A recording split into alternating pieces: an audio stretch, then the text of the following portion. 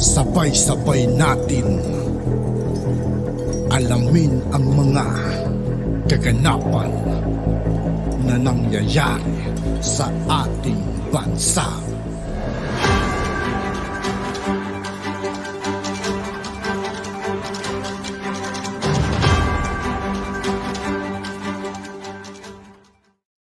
Yo, what's up mga kaibigan? This is I2K po again. Ngayon nandito ulit tayo sa channel ni Philippines Trending News. Dito ulit tayo magbibigay ng komento at reaksyon. Pero bago ang lahat ng yan mga kaibigan, sa lahat ng hindi pa nakasubscribe kay Philippines Trending News, mag-subscribe na po tayo at huwag nyo rin pong kalimutan mag-subscribe dito sa aking channel. Simulan na natin mga kaibigan. Let's go! News, mukhang kakaiba, pang 17 President ng Republic of the Philippines, itong si President-elect Bongbong Marcos. Gagawin nga po ang inauguration this coming June 30 ng tanghali diyan sa National Museum of the Philippines sa may Burgos Street, malapit lang sa City Hall ng Maynila, diyan sa Ermita, Manila. So, makulay dahil base sa record, pang-apat na siya magiging Pangulo ng bansa na diyan gagawin ang inauguration. So, kakaiba ito. History na naman ito.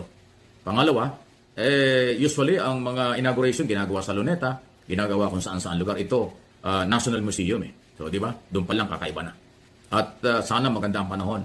Magiging open sa public ito. At pwedeng makita ng daan-daan libong mga tao na dadalo dyan.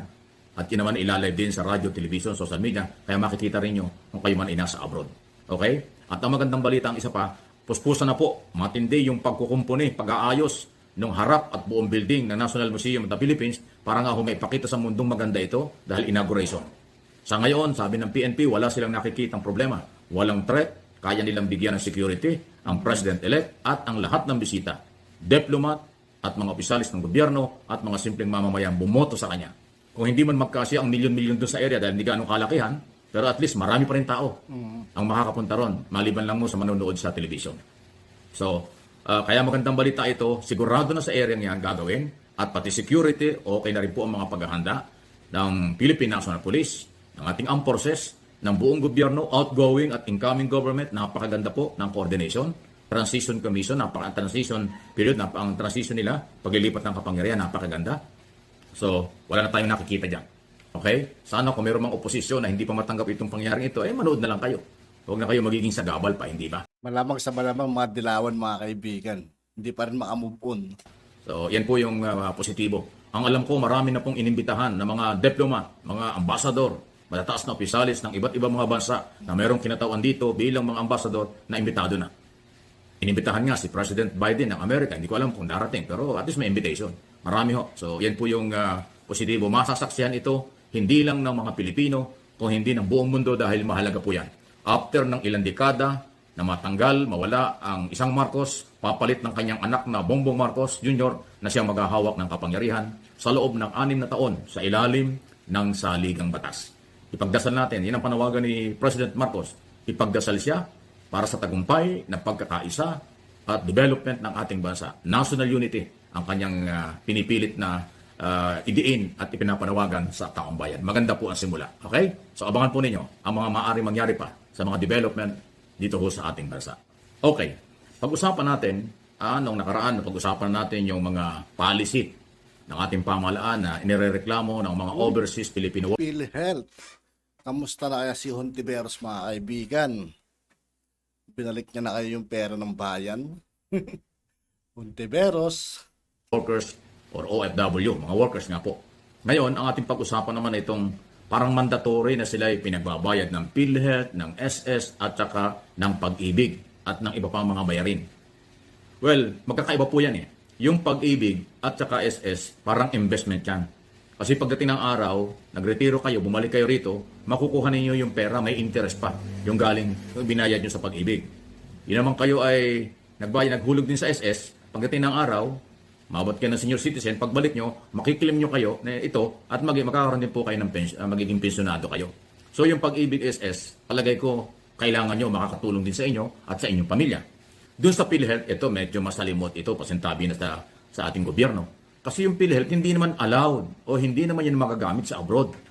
Kaya yung mga OFW, bakit kinakailangan mandatory mag-member? At ang masakit nito, Oo, naalala ko yun mga kaibigan, OFW si misis ko noon eh. Inuobliga silang magbayad. Tapos hindi, buti sana kung yung dating bayarin nila. Pero ang laki mga kaibigan. Buti na naawat yun nun, naharang yun nun eh. Pero ang laki ng sinisingil sa kanila nun mga kaibigan sa mga OFW pagdating sa PhilHealth. Tapos hindi mo rin alam kung pumapasok o hindi. Tapos ganito pa rin nangyayari, may mga anomalya pala sa PhilHealth. Kawawa naman yung mga kababayan nating OFW mga kaibigan. Tapos yung mga naghuhulog ng PhilHealth per quarter. Tapos nakukulimbat lang, 'di ba? meron pang additional contribution ngayon. Dadagdagan pa yung babayarin. Kaya tama yung sinasabi ng OFW na huwag nang isali sila rito dahil hindi naman ito nire-recognize sa abroad. Magagamit lang ang PhilHealth pag umuwi ka rito sa Pilipinas, halimbawa nagkasakit ka. Ay paano kung umuwi kayo dito ay 2 taon na o 3 taon? Tapos pag uwi ka mo rito, mabuti naman kung gano'n, hindi kayo magkasakit. So hindi nyo nagamit. Tapos pag natigil kayo ng pagbabayad sa PhilHealth, wala na yan. Kasi ang PhilHealth po, insurance. Habang naghuhulog ka, pwede kang tulungan nila pag nangangailangan ka.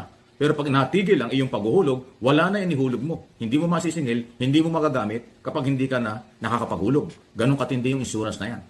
So malaking malaki ang pagkakaiba ng Sana nga mga kaibigan, ano, maimbestigan na tong anomalya rito sa PhilHealth kasi hindi biro yung kwan dito, yung mga nawalang pera rito. Lalo't may kinalaman pala sila Risa Ontiveros mga kaibigan. Hindi ko lang pinapatotohanan yan mga kaibigan. Pero ilang ilang video na kasi ang napanood ko mga kaibigan at nabalitaan. At may anomalya raw talaga si Risa sa PhilHealth. Sana talaga mga kaibigan maimbestigan or mahukay ng mga kanyan no, sa Senado para kahit paano maging matuwa naman yung mga agaya kong naghuhulog sa PhilHealth, 'di ba? Kawawa lang yung mga taong bayan mga kaibigan, napakalaking pera niyan, but sana kung 100 pesos lang. Bilyon-bilyon mga kaibigan yung nawawalang pera diyan sa PhilHealth na yan. Grabe, hindi na sila naawa sa taong bayan. PhilHealth kasi sa ibang mga korporasyon na pag-aari ng pamahalaan dahil nga po doon may benepisyo, dito wala. Tama ang sinasabi ng mga OFW, huwag na silang piliting mag-member ng PhilHealth. Hindi nila kailangan yan. Anyway, meron din silang insurance doon sa abroad kung saan sila nandoon, hindi ba? Kung hindi man lahat, nangyayari naman yon. So dapat unawain ng PhilHealth, ng ating pamahalaan, ang hinaing ng lahat ng OFW para sa kailang kalagayan at saka doon sa pag-uubliga sa kanila. Kasi maraming OFW, taon na ang binibilang, hindi naman nadadagdagan ng kita o sweldo. Pero bakit pataas ng pataas ang bayarin?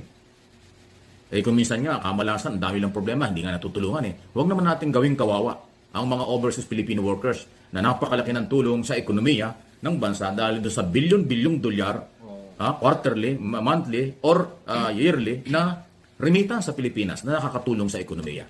So, pwede po kayong mag-comment at react. Sabi ko naman sa inyo, kayong mga overseas Filipino workers or nagtatrabaho sa ibang bansa, hindi kayo pababayaan ng channel na ito. Ipapaliwanag ko sa inyo at igagabay natin ang dapat gawin. Pati gobyerno, tutulong ako sa inyong apila na huwag.